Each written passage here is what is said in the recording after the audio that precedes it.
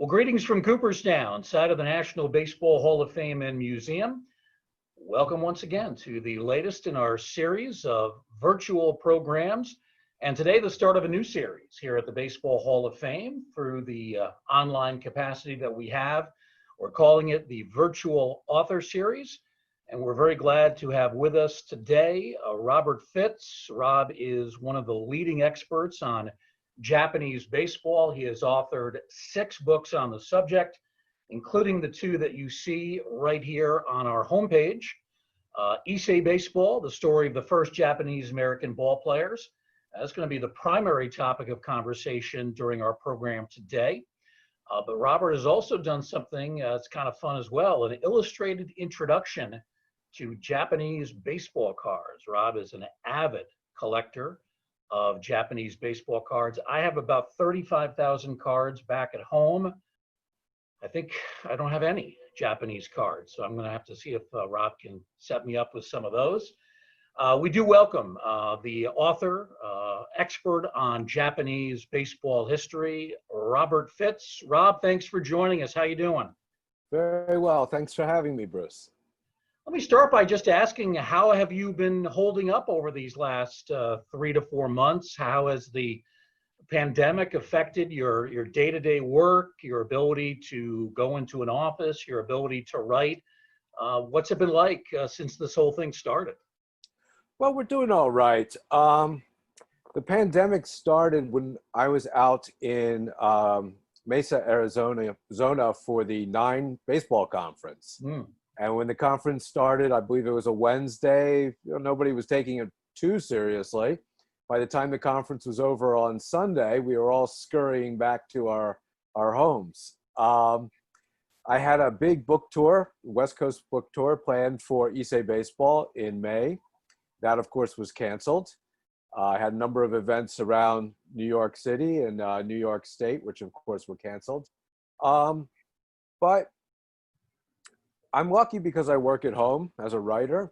So it's been a bit of an opportunity. You mentioned the second book I came out with this spring, Illustrated Introduction to Japanese Baseball Cards. That's my COVID silver lining. Stuck at home with all this free time on my hand, which was down in the date book for my book tour. I started playing around with old images of my cards from my card collection. And I decided to write this book. It started out as a homemade PDF and had a lot of fun learning how to do an ebook. And then it came out so well, a number of people said, hey, how about a paperback? So I've now produced a paperback version of it as well. So that's great. You were able to work something positive into a difficult situation. How many of these Japanese baseball cards do you have? Oh, a lot. Too many to count. Yeah. Yeah, I have thousands of them, but most of the bulk of the collection probably modern cards that aren't very interesting. It's the vintage cards, especially the ones dating before about 1967, that I enjoy. Very interesting, and we're going to talk more about that as we proceed. Just to give you some of the background on Rob's career, he has written 6 books related to the subject of Japanese baseball. About 3 years ago, I believe it was, Rob came out with Masanori Murakami. They came to Cooperstown. They did an author series event right here at the Hall of Fame. It was on a Saturday. We did it in the Grandstand Theater. That was a lot of fun. Rob has written the book Mashi, The Unfulfilled Dreams of Masanori Murakami. He was the first Japanese-born player to play in the majors. Rob has also written Banzai Babe Ruth, Baseball, Espionage, and Assassination during the 1934 tour of Japan, and a book about another very significant ball player, Wally Yonamine, the man who changed Japanese baseball. Born in Hawaii, but went overseas to play in Japan and was the first Japanese American to play in Japan after World War II. So lots of great information contained in those books. Rob, I'm curious about your interest in baseball. You know, both of us are baseball nuts, so to speak, and I have certain areas of interest. I mean, the 60s and the 70s are in particular favorite eras of mine. For you, it's Japanese baseball. How did this topic specifically draw your interest, presumably many years ago? Sure. Well, just like you, I've always been a baseball nut. Started when I was about 10 years old, living in Philadelphia, just about the time the Phillies became good. So throughout the 70s, 80s, and early 90s, I focused solely on American baseball, collected American baseball cards, read everything I could, came to Cooperstown every time I could, always as a fan. And then in 1993, my wife, who was a Japanese major in college, was transferred over to Tokyo. And I was a student then working on my PhD. So I decided to follow, and we lived 2 years in Tokyo. And my experience with Japanese baseball dates back to my very first night in Japan. I had just arrived, survived the 13-hour flight, and then the hour and a half going through customs, and then the hour and a half bus ride into downtown Tokyo. I don't think I slept a wink. I was so jet lagged. It was crazy. And I walk into the hotel room, and my wife's like, great, take a shower. We're going to the ballpark. I'm like, what? No way.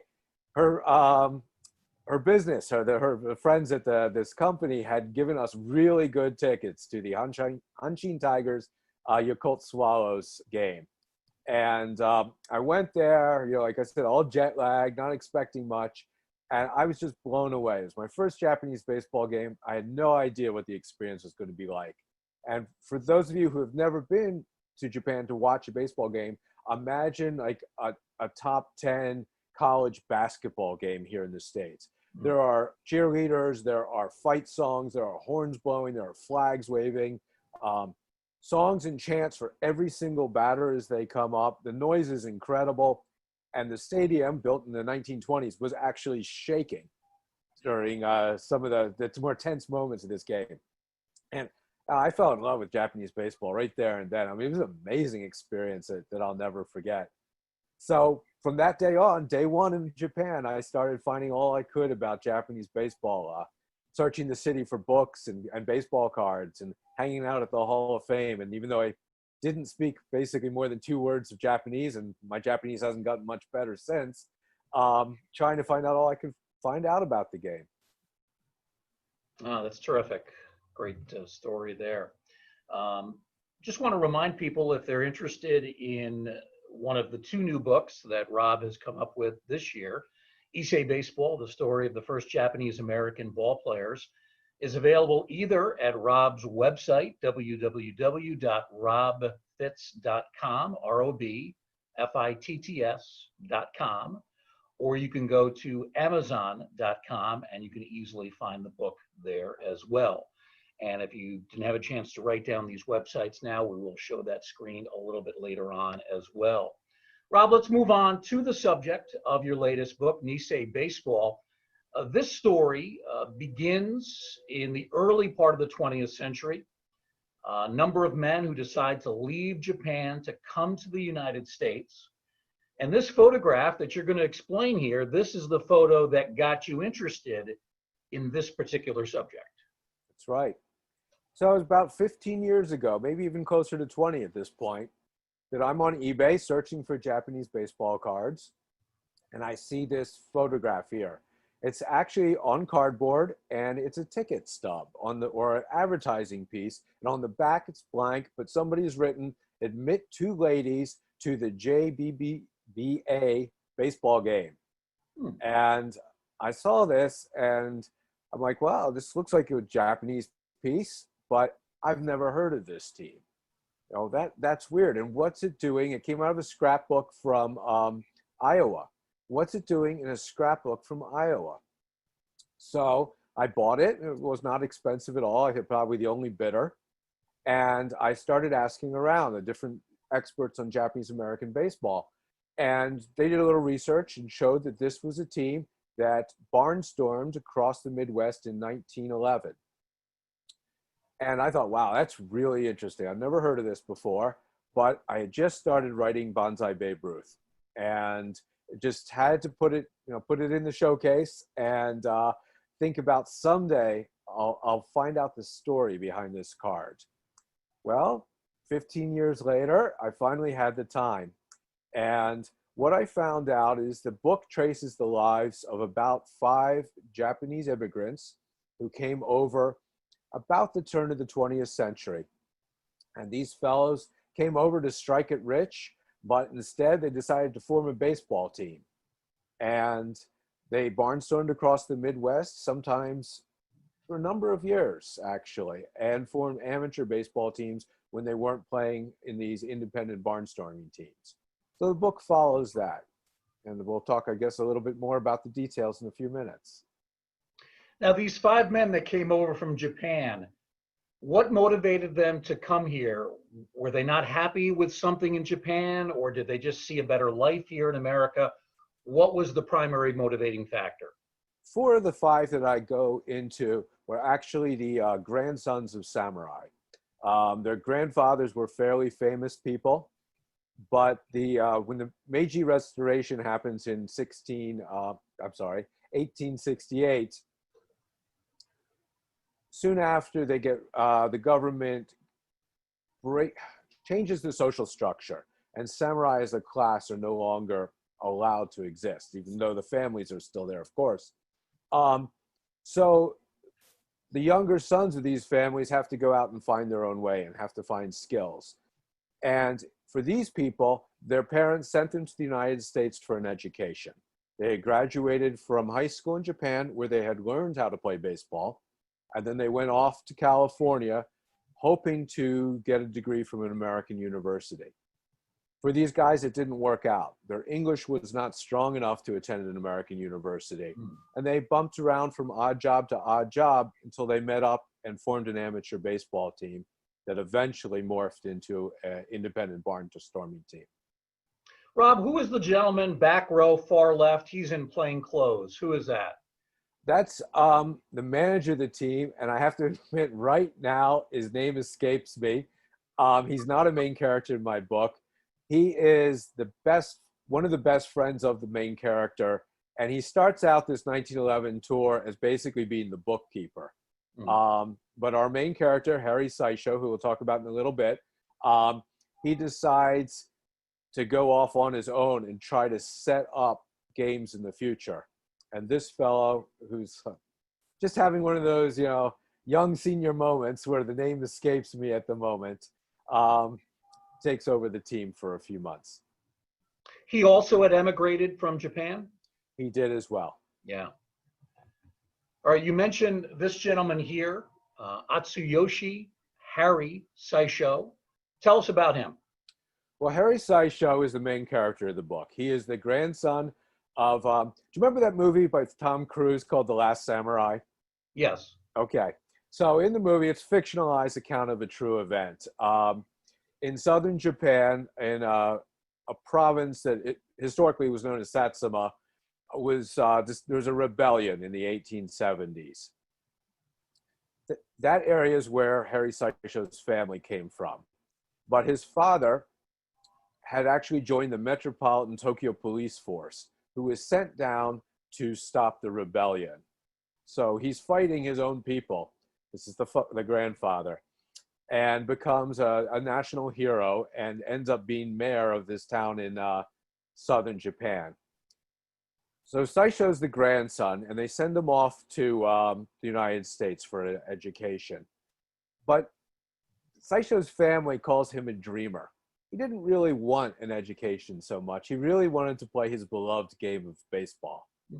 And very quickly, around 1905, he moves to Los Angeles and joins a local amateur squad. So the book follows Saisho's life from his grandfather's time period all the way through his childhood in Japan, to his immigration experience, through his baseball career, through his internment in the camps during World War II, and until his final death in 1970. And the other players are all either friends of his or interact with him on the various teams. Rob, what does the NC stand for on his jersey? This is a team called Nanka, which stands for Southern California. And it's an amateur team formed in Los Angeles, probably around 1907. And it plays until the early teens. And a lot of the players who join the independent clubs come from this team. Tell us about him as a player. What was his main position? How good was he?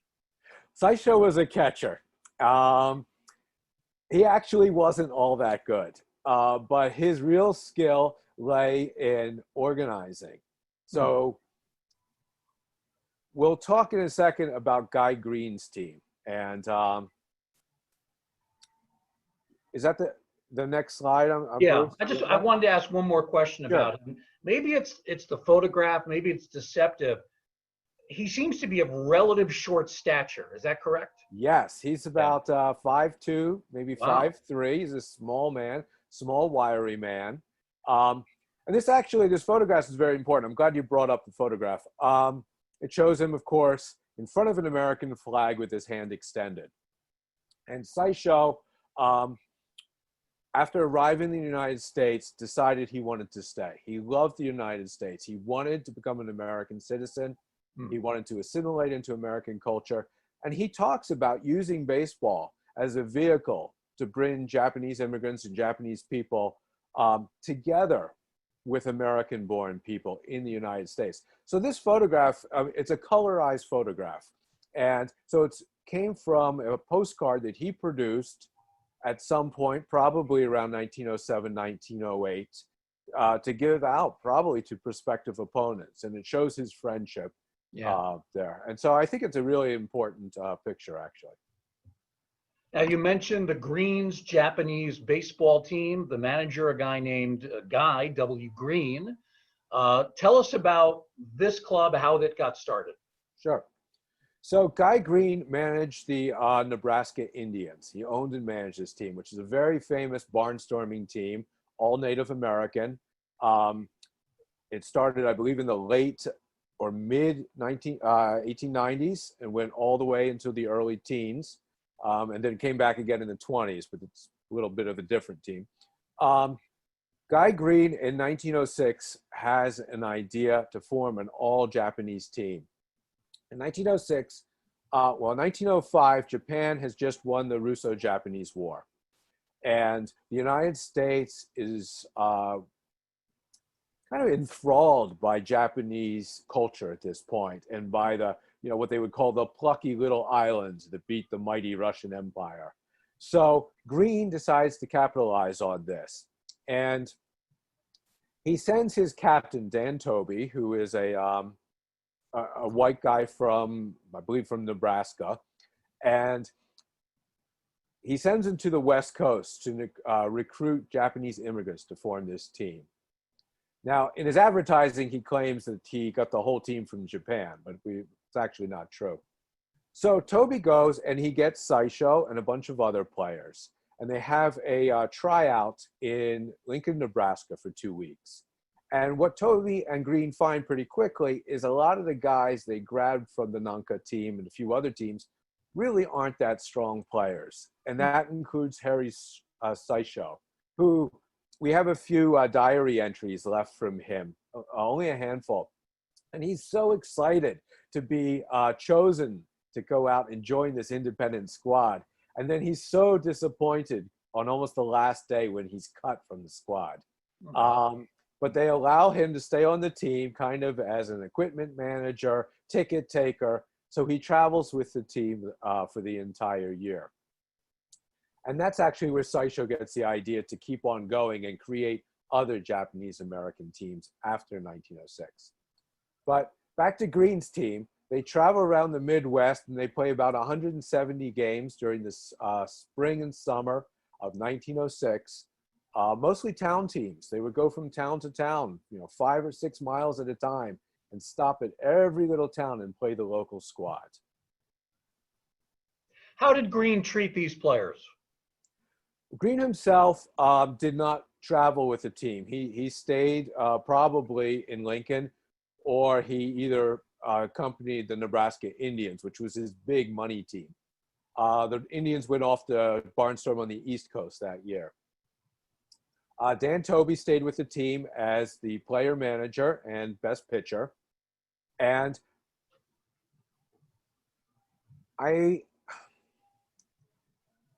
I'm stopping for a second because your question is really good, and the answer is we truly don't know how the players were treated. Saisho and some of the other players wrote a book in the early 1950s about their experiences. It's all in Japanese, and there's no complaints. And they talk about Dan Toby in glowing terms. So I think we can assume that he treated them very well. Interesting. Here we have a player, Ken Kitsuse. Tell us about him. Ken Kitsuse was probably the best Japanese-American player in the early 20th century. He was a shortstop, could also pitch, play other fields. He came from the same small town in southern Japan as Saisho did. He was also small, 5'2" or so. A brilliant fielder, extremely fast. We have very few box scores left from the 1906 or 1911 seasons when they barnstormed. But the few box scores I have suggested he hit about just under 300, the second highest on the team for both years. They called him a demon on the base paths. He would steal bases. If he was on, you could expect a stolen base attempt. He was an expert bunter. He would often bunt for hits. The team itself played small ball, really what they would call scientific baseball back then, almost to perfection. Lots of hits and runs, stolen bases, bunts, very fast play. They had very little power. And he was the star at this form of the game. He would eventually become a bit of a ringer in the early 19-teens and play for different Japanese teams across the West Coast.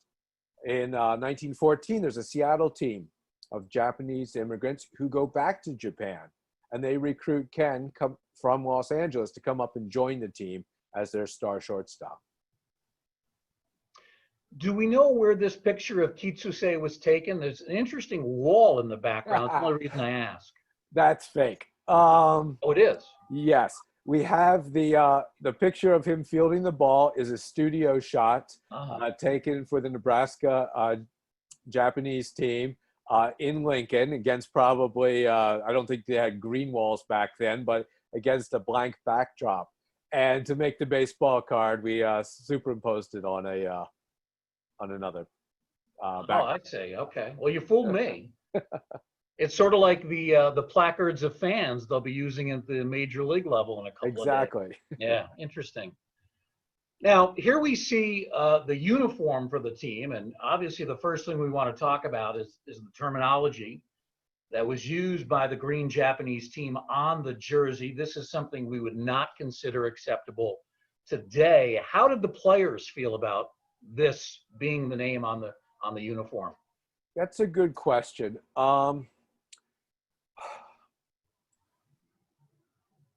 That's a great question because we have very few sources written in their own pens, in their own language. We have some, and then they would refer to themselves as the Japanese team. Most of the sources we have are English newspapers, and even when they are favorable to the team, they might use that term, which the term was more common in the early 20th century, even among Japanese Americans. But most Japanese Americans found it either greatly offensive or at least somewhat offensive, even at that time. There's a wonderful article, actually. I think it's in a Houston newspaper from, I think it's 1905 or 1906, about using that term and how educated Japanese didn't like it and would kindly refrain that you don't do it. And I thought that was kind of interesting to see that early. You think it's likely that Green simply didn't know that this was offensive? Oh, yeah. I think that's likely. Yeah. Yeah.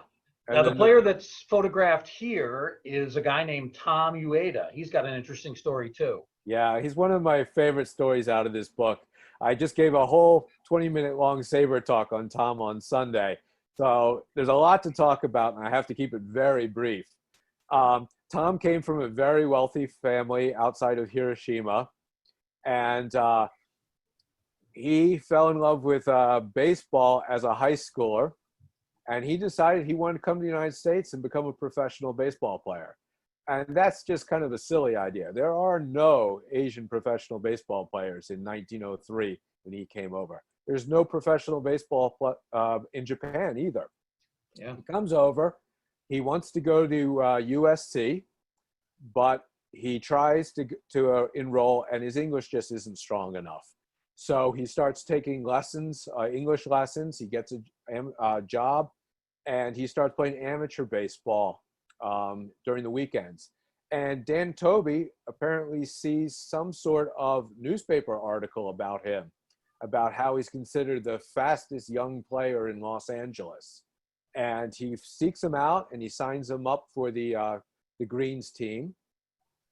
Well, after playing baseball for a number of seasons, he goes on and plays on the Denver Mikado in 1908, and then continues with the Denver Mikado after it becomes an amateur team for a few seasons.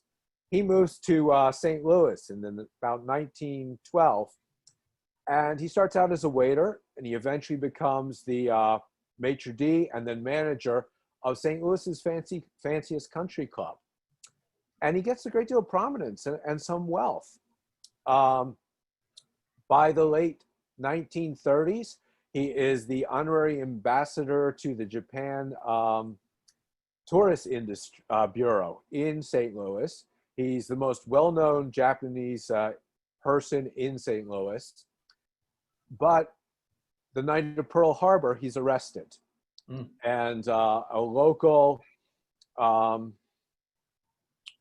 authorities were afraid of his possible influence, and he was set up and tried as a potential spy. And I have his now declassified FBI file. It's 400 pages long. There's no evidence whatsoever that he was a spy. If anything, there's tons of evidence that he was not, that the enemy alien bureau decided not to listen to, and he's put in jail as a spy for the entire war, World War II, before being released right after. So he simply got stereotyped and profiled. Nothing to this story. Exactly, nothing to it. And so that's a story that I'm continuing to talk about and promote probably for the rest of this summer. You said he played, was it a shortstop that he played? Tom played a variety of positions. Second base and outfield were probably his two primary ones. And how good was he? Tom was one of the better players, actually. He seemed to do very well when in the few box scores I find. He was recruited on several different teams around 1908 through 1912. But around 1912, he decides it's time to settle down and to stop playing. And I have no evidence that he played baseball after 1912. Aside from this one unfortunate run-in with the law based on him having done nothing, he was pretty much a success story. He was.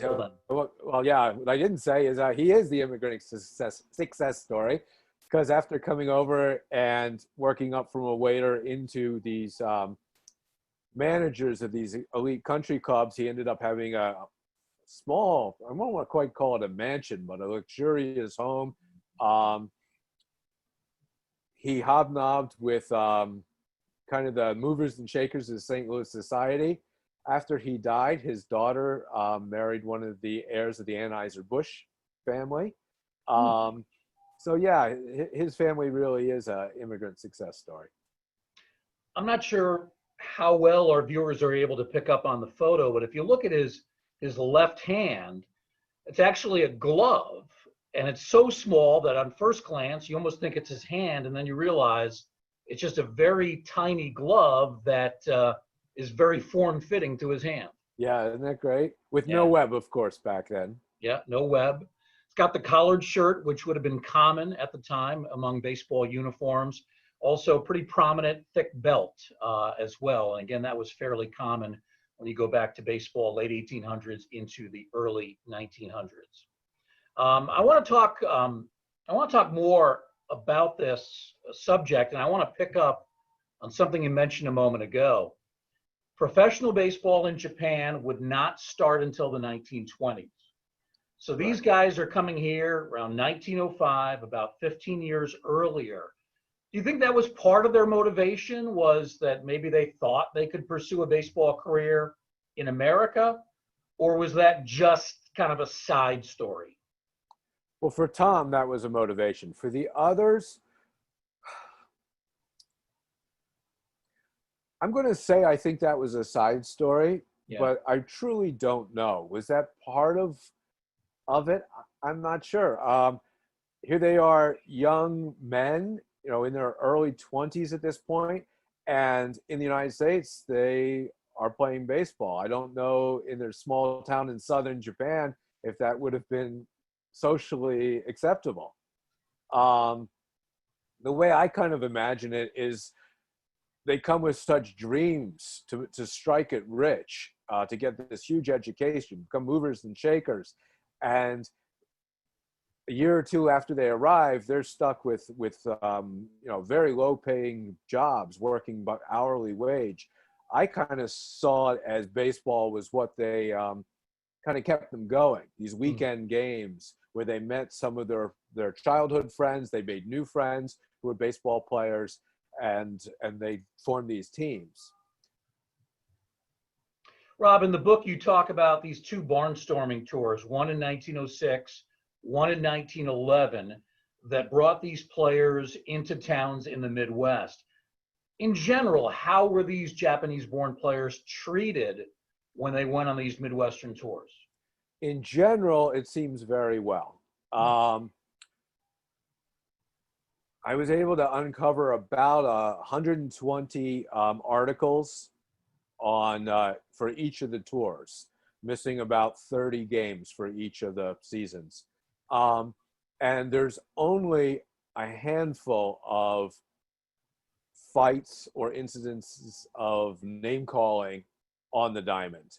Some of the newspapers kind of fall into racial stereotypes, some of them very offensive when they're talking about the players, but they're really the minority. I mean, they're a small number, maybe 10 for the 120 I found. Far more of them praise them as gentlemen, talk about, they talk about kind of race relations in that these are the first Japanese team we've ever encountered, and they're such gentlemen, and maybe baseball is this bridge between the United States and Japan that could bring the countries together.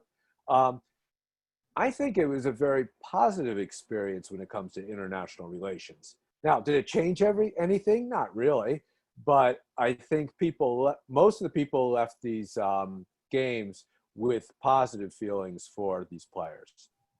How about when the players ended the barnstorming tours and then went back to California? Now they just become citizens again. How were they treated then? Wow, there was a lot of bigotry in California versus against Japanese and any of the Asian groups in the beginning of the 20th century. 1907, for example, San Francisco School District decided to segregate and take all the Asian children and put them in one central school, no matter where they lived in the city. That was eventually that was fought against and eventually overturned. There was violence on the street against Asians. There was open bigotry in housing, in jobs, barbershops, restaurants. It was pretty tough. It really was.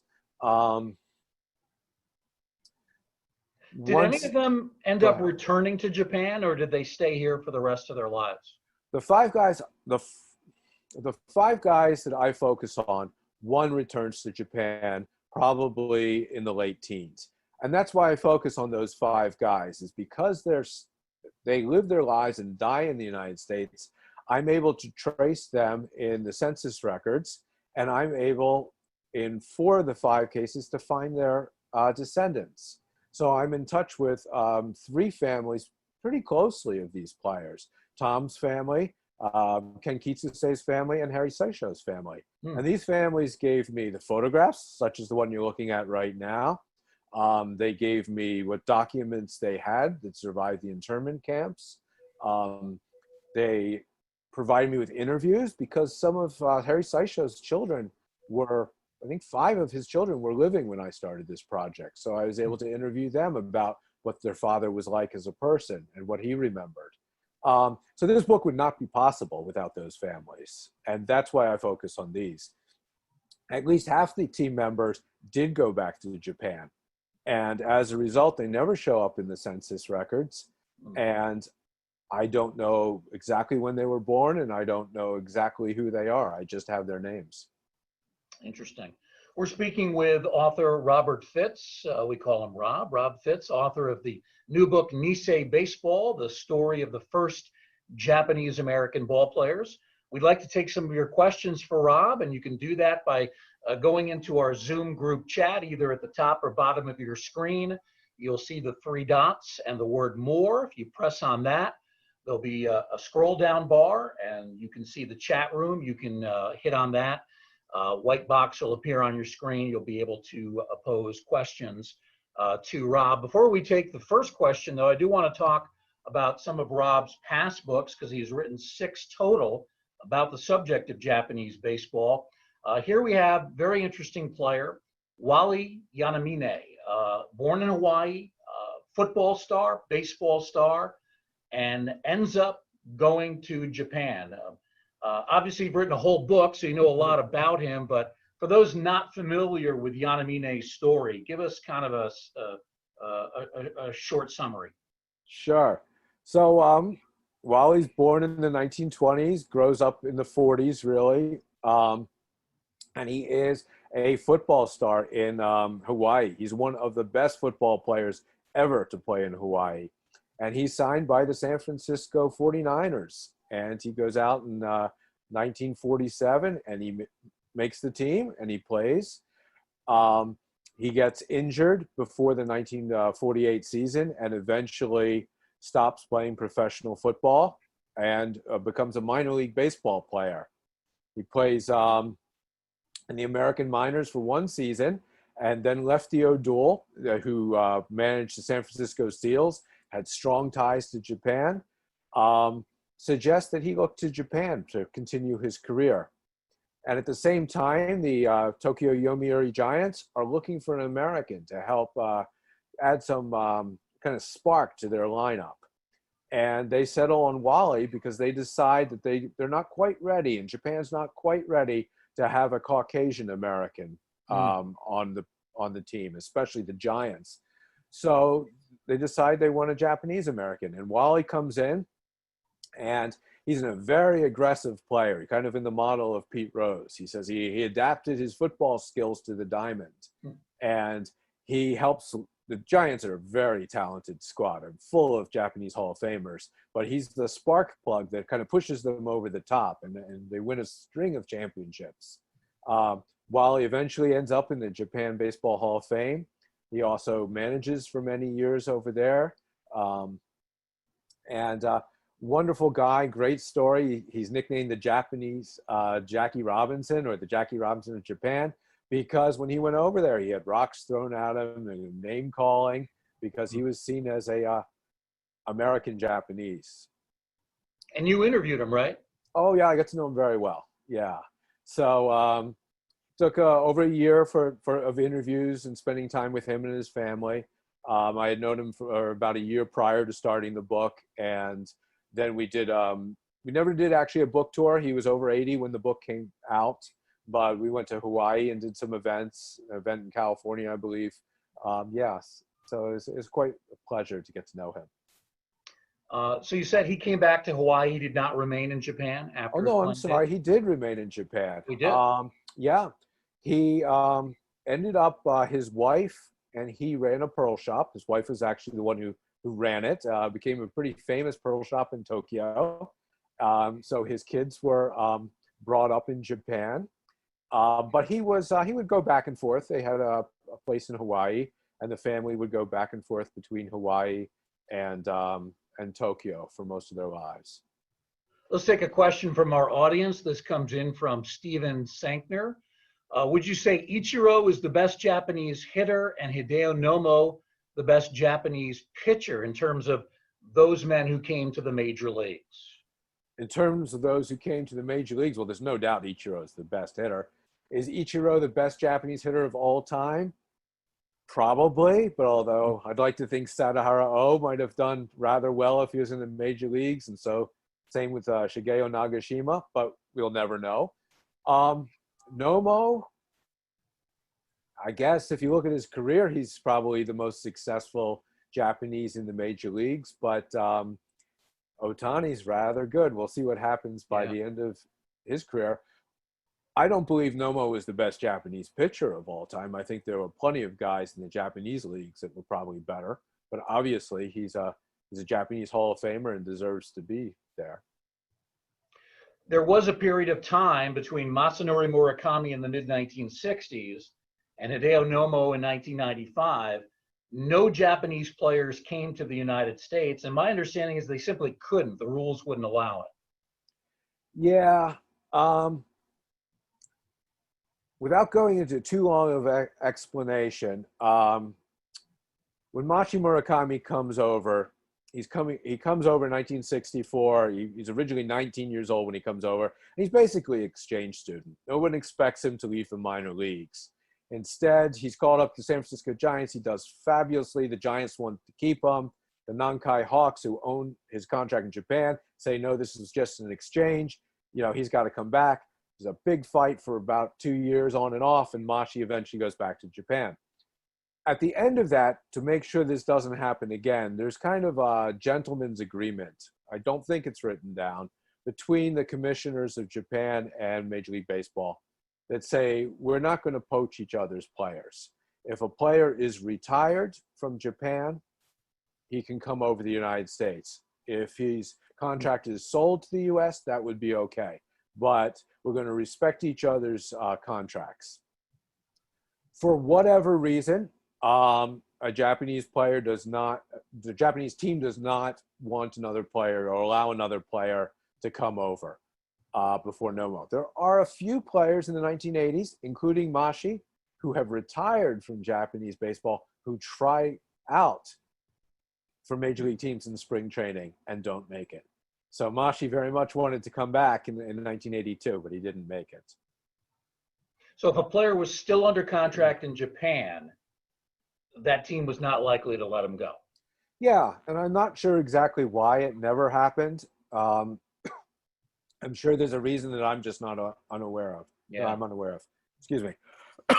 Now, Rob, when I grew up in the 70s, and I think we're probably around the same age, the Japanese player that I always heard about, you mentioned him a moment ago, was Sadahara O.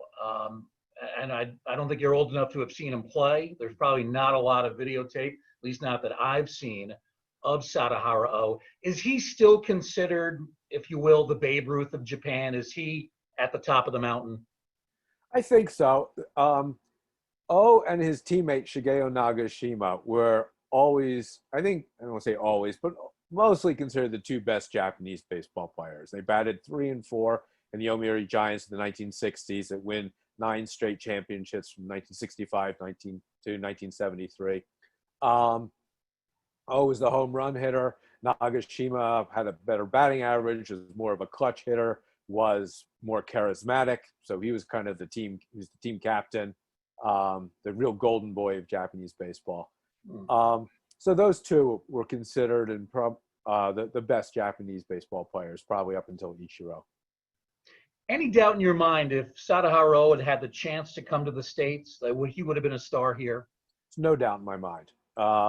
Numerous American players who played against him during the tours, during spring training, talk about how good he was. He had a very high batting average, very high slugging percentage in the major league tours. Now, true, they're not perfect real games, but the teams were trying. Mm-hmm. But yeah, there's no doubt in my mind that he would be a star. And there's other players who would have starred over here too. He's not the only one. Yeah.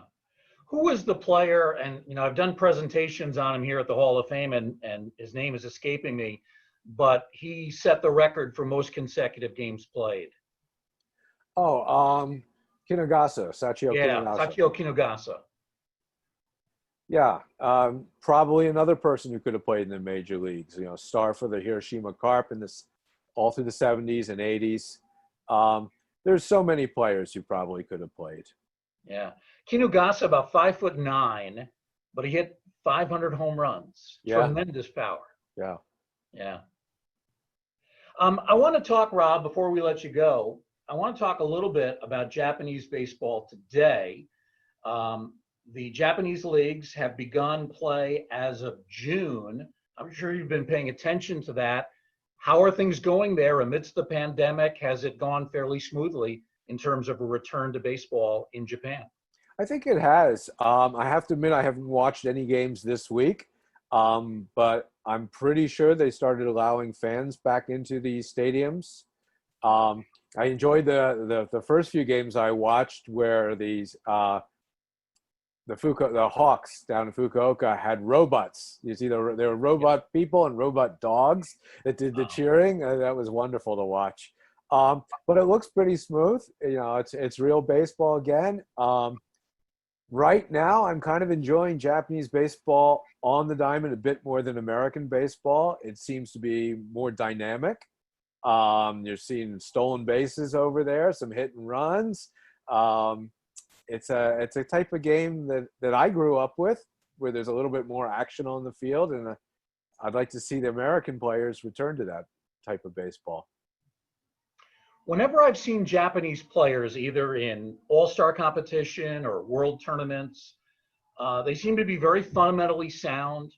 They do have that emphasis on little ball, the sacrifice bunt, hit and run, the stolen base. That's accurate? Yes. Yes, but there's also a lot of power now. You know, since power really comes in baseball comes from technique. Once, you know, when they're swinging for power, there's a lot of power hitters. There's long balls as well. I probably not too many people had a chance to watch. Was it 2 years ago, the MLB versus Japan All-Star postseason tour? Wonderful games, and it really showed the Japanese game so well, with a great deal of speed and power. And the speed was used, stolen bases, hit and runs, bunts, to kind of keep the American pitchers from really getting locked in. And then the mistake was hit hard. And it was a very exciting brand of baseball.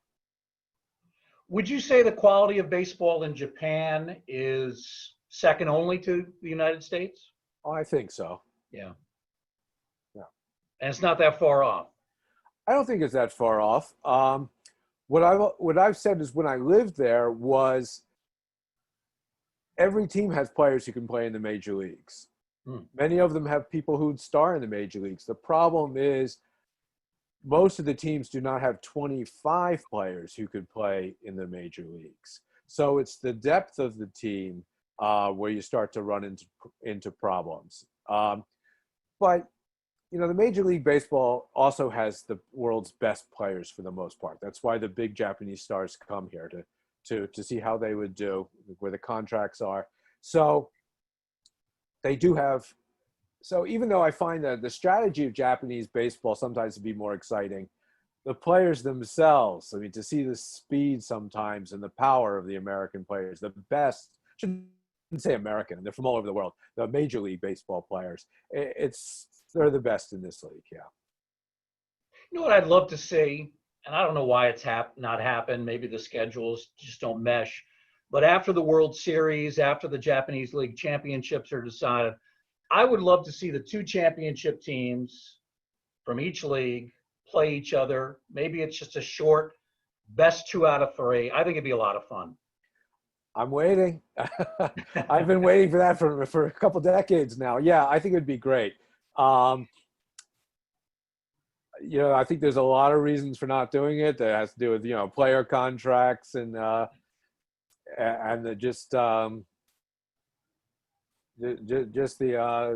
scheduling. But I would love to see it. Yeah, I really would. I'm sure you had that idea long before I did. So. And I wasn't the first. We want to thank our guest, terrific author, one of the great historians on Japanese baseball, Rob Fitz. His newest book, Issei Baseball, the story of the first Japanese American ball players. Really a fascinating story. If you'd like to purchase a copy of the book, and we highly recommend it, it's received excellent reviews. You can either go to Rob's website, which is robfitts.com. Again, that's ROBFITTS.com. Or you can also purchase it at Amazon.com as well. So either of those sites would be good. Bruce, And if I also, can interrupt. I'm sorry? If I can interrupt for a second, Right ahead. if people purchase off my website, happy to sign it and personalize it. You can just send me an email, how you'd like it signed for you or your friends or your parents, whatever. You don't get that off Amazon. All right, great suggestion. So again, if you go to the website, robfitts.com, you can get an autographed copy from Rob. Excellent. Also, the other book, which has sort of come around as a byproduct of the pandemic, Rob, with some extra free time, why not write another book, an illustrated introduction to Japanese baseball cards? And you can also find out more about that at Rob's website, robfitts.com. Rob, thank you very much. It's been a great education for me on a subject that I honestly have to say I didn't know that much about going into, but have learned quite a bit just over this last hour. We really appreciate it. Thanks very much for having me, Bruce. Again, our guest, author Rob Fitts, author of Issei Baseball. We hope you enjoy the first of our series of virtual author programs. We'll have some more coming up later in July, and then into August, we have a couple as well. So we hope you can join us for those. Also, check out our education Facebook page. If you go to Facebook, go to Baseball Hall of Fame Education.